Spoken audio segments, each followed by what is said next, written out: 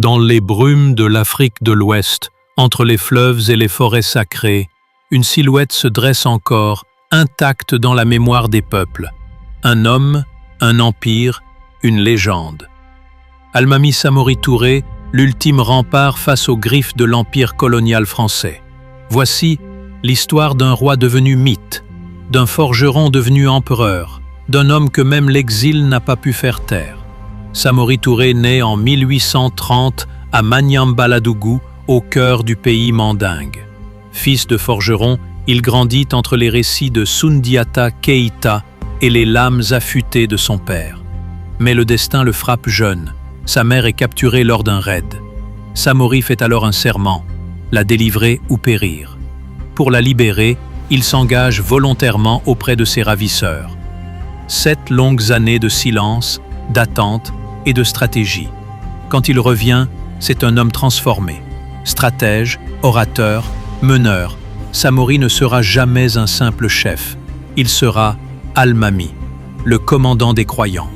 À la fin des années 1860, Samori unifie les peuples et fonde l'empire Wassoulou, un État islamique, structuré, moderne. Il institue des écoles coraniques, forge des alliances, crée une armée disciplinée.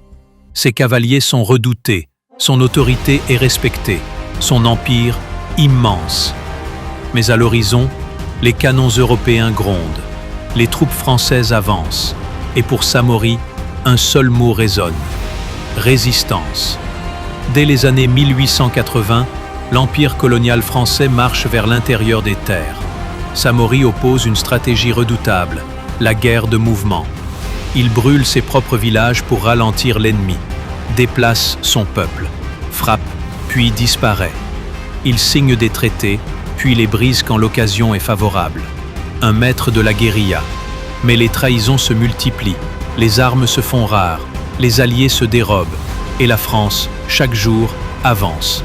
Samori résiste encore, toujours, jusqu'à la dernière cartouche. En 1898, après plus de 15 ans de guerre, Samori Touré est capturé près de Sikasso. Les chaînes ne font pas plier sa dignité. Exilé au Gabon, il meurt 2 ans plus tard à Ndjolé, loin de ses terres. Mais son nom, lui, ne meurt pas. Il inspire des générations de résistants, de nationalistes, de rêveurs d'Afrique libre. Samori Touré n'a pas été vaincu, il a semé la graine de la souveraineté.